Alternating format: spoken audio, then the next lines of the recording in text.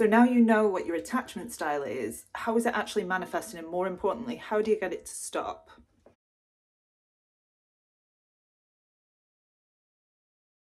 Hi, I'm Amy and welcome to my channel. I'm a manifestation and relationship mentor, and this channel is all about merging spirituality and psychology so that you can manifest your desired relationships. And in my previous video, I went through all of the different types of attachment styles. So hopefully you've watched that one so you can actually see parts of those attachment styles in yourself, and maybe you've even managed to diagnose which attachment style you are. And in today's video, I'm going to go through exactly how your attachment style is manifesting in the outside world so that you can actually start spotting it and connecting the dots, so you know exactly where to hone in on what needs healing, what needs changing, so that you can shift more into the secure and confident you and have that reflected out and start attracting relationships that are reflecting that part of you rather than your insecure attachment style. So in my experience, there are three main ways that your attachment style is actually being reflected back at you in the outside world. The first one is core wounds or core beliefs or limiting beliefs.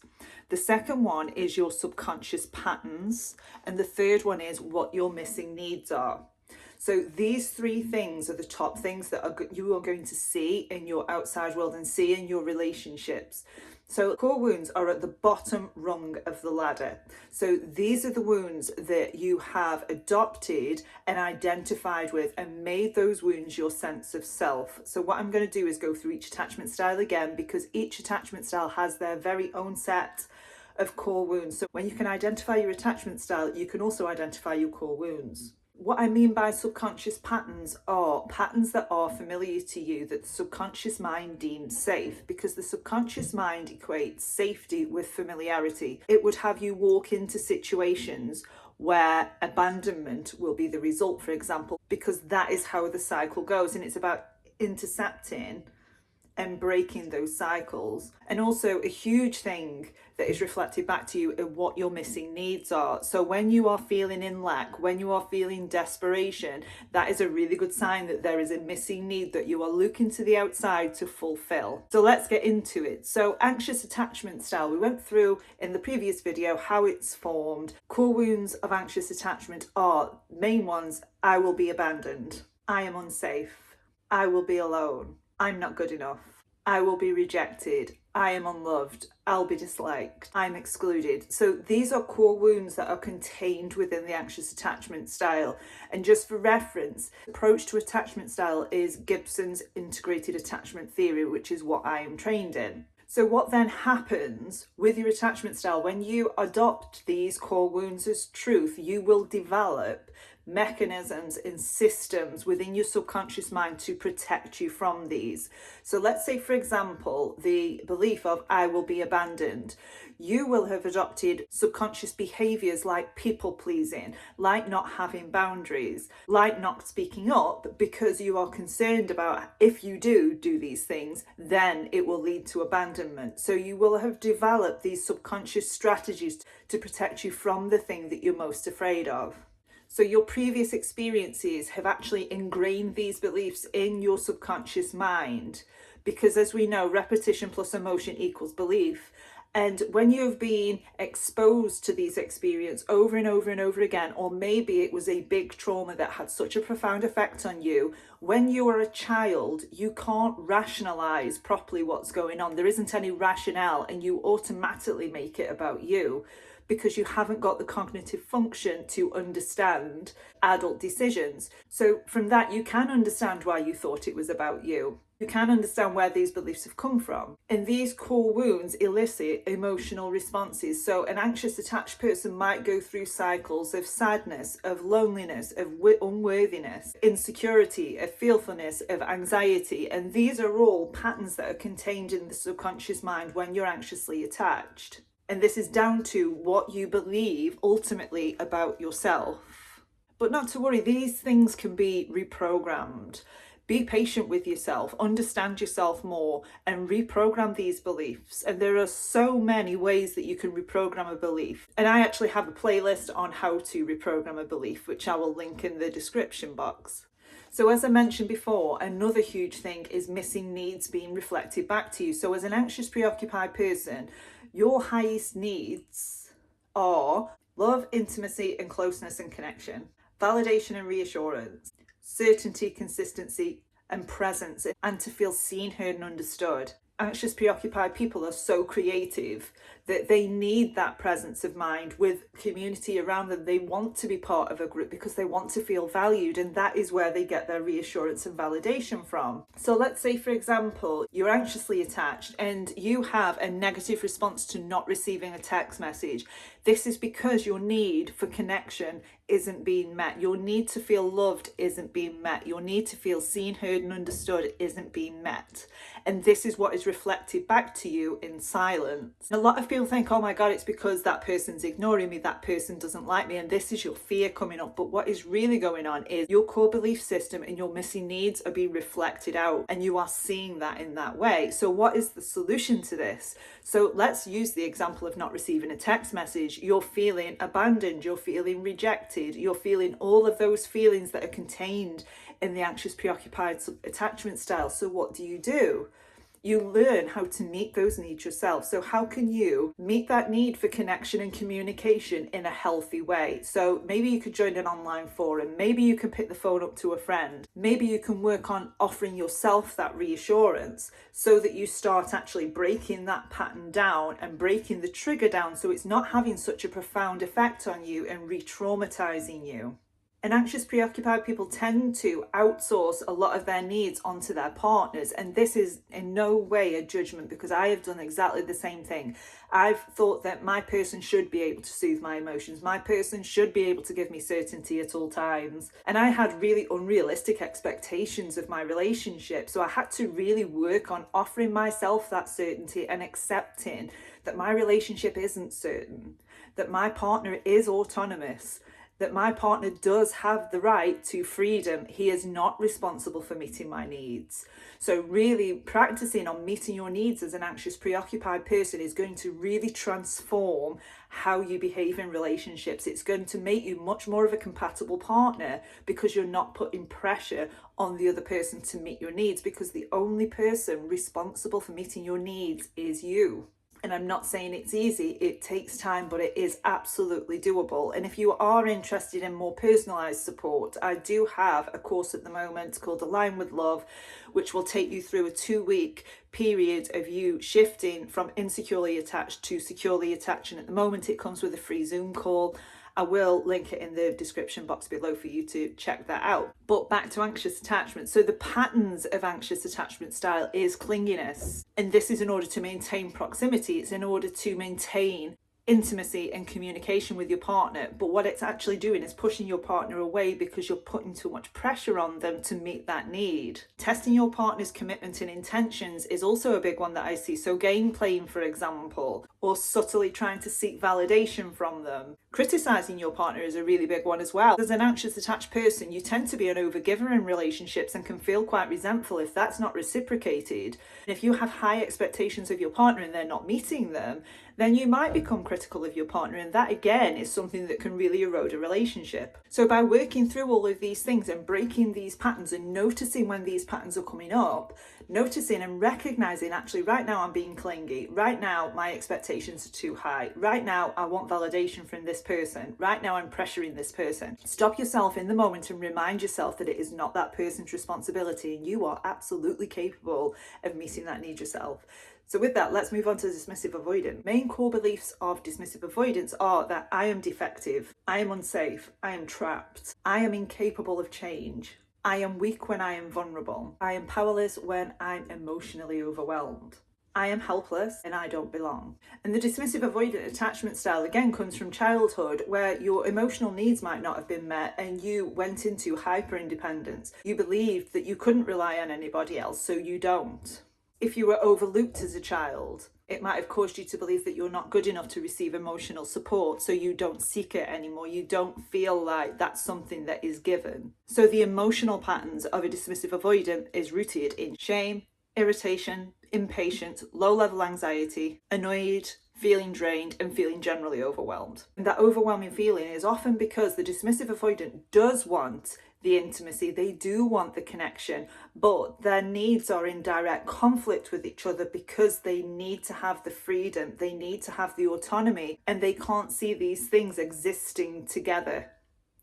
So what that causes is a lot of internal frustration, a lot of internal anxiety because they have competing needs. And dismissive avoidants too have an unrealistic expectation of their partner. They think that their partner should always give them space. They don't think that conflict should occur in a relationship. They are very conflict averse. They don't think that they need to make compromises in a relationship. So you can see how these are polar opposite, where you've got the anxious attached on one side and you've got dismissive avoidant on the other. But the irony of this is that they both attract each other because it is a direct reflection of what their missing needs are.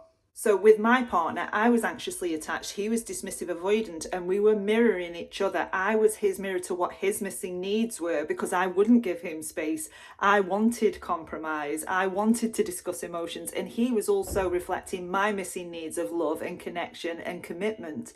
So that's an example of how the two reflect each other, even though they are opposite ends of the scale. Dismissive avoidants also think that their partners should be perfect, which nobody is. It's an unrealistic expectation. And that can cause a dismissive avoidant to feel really unfulfilled in relationships because they don't adjust what their expectations of their partner are. What do dismissive avoidants do in order to protect themselves? What patterns of behaviour do they fall into, which are reflected on the outside? Well, a dismissive avoidant is more likely to stonewall because they are so conflict averse. But how this manifests on the outside is that they will attract situations which will mean conflict because they are so resistant to it. They will numb their emotions, they will suppress their emotions, they will become passive aggressive. But all of this is in order to avoid conflict, in order to avoid someone getting close to them, because the upside to conflict is you get to know each other better. You get to know what the other person is really like underneath the mask when it comes to conflict, and dismissive avoidants do not like that. They don't want people to know what they're truly like because then that person might see just how imperfect they are. They might see just how defective they are. They're not, it's not true, but that is what the fear is. So they've developed these coping mechanisms to protect them against what they're afraid of. But in actual fact, what's happening when they get into relationships is the missing need for autonomy, for freedom, happens when they meet an anxious attached person and vice versa. So let's move on to fearful avoidant.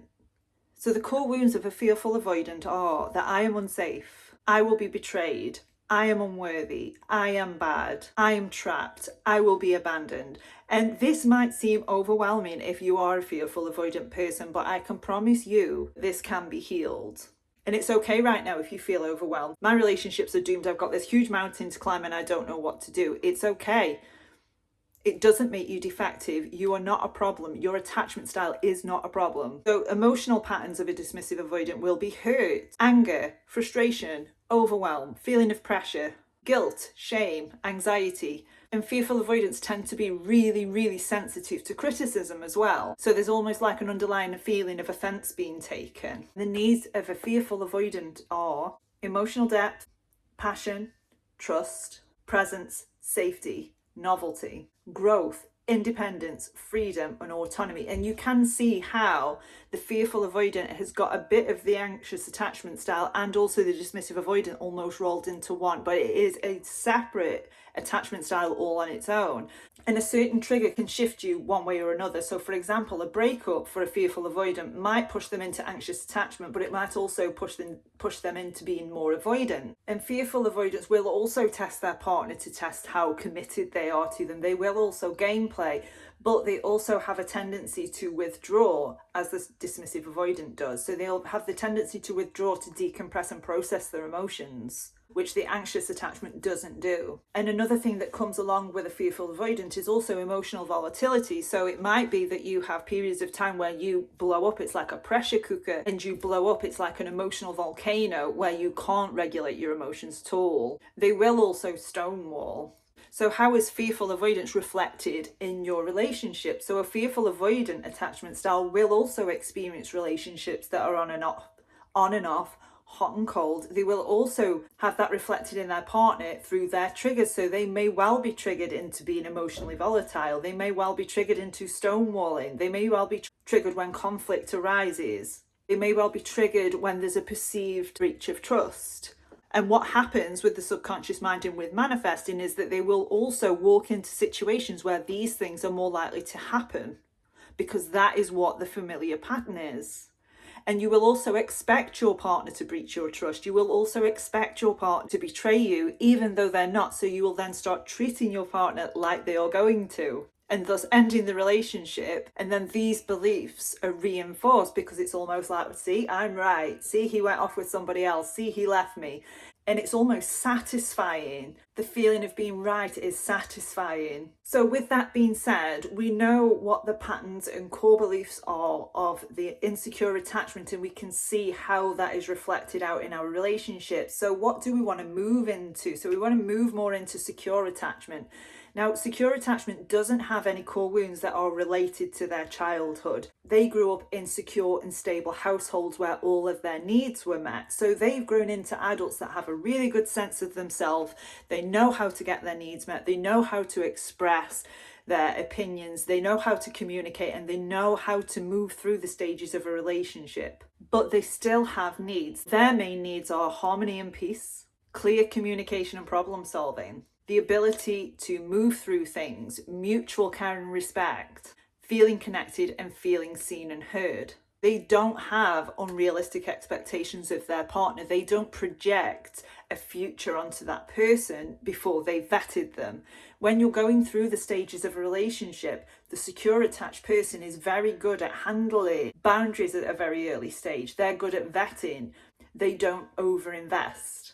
So they're actually making sure that they're compatible. They ask the right questions. They're not afraid to walk away because they haven't overinvested. And the behavioural coping mechanisms are a lot more healthy than insecure attachment. They're curious, so they don't presume something. They will ask questions and come to a conclusion. They are good at regulating their own emotions. They can feel safe being vulnerable. They don't feel the need to chase anybody. They don't feel that they have to work in order to get love from somebody. So thus they attract a secure partner where they can have an interdependent relationship with them, because that is what their belief system, that is what their subconscious patterns, and that is what their behaviors that are all in alignment with feeling secure and confident, and that is who they identify as. So the takeaways from this video is notice what your patterns are when it relates to your attachment style, and look at strategies on how you can stop that behavior, because as soon as you act from your attachment style, you are reaffirming it. So it's really important that you get super familiar with what your triggers are, what your patterns are, what you believe about yourself. And I'm hoping that this video gives you a few really good pointers on where to start working on it, so that you can then start to heal these things and move more towards secure. And it's really important to not rush yourself.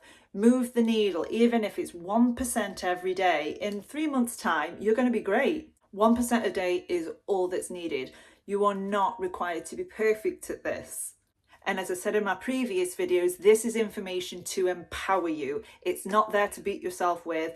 You're not doomed because you're insecurely attached. You can change all of this. But if you need any help, drop a comment below. I will do my best to answer it, and I will see you in the next video.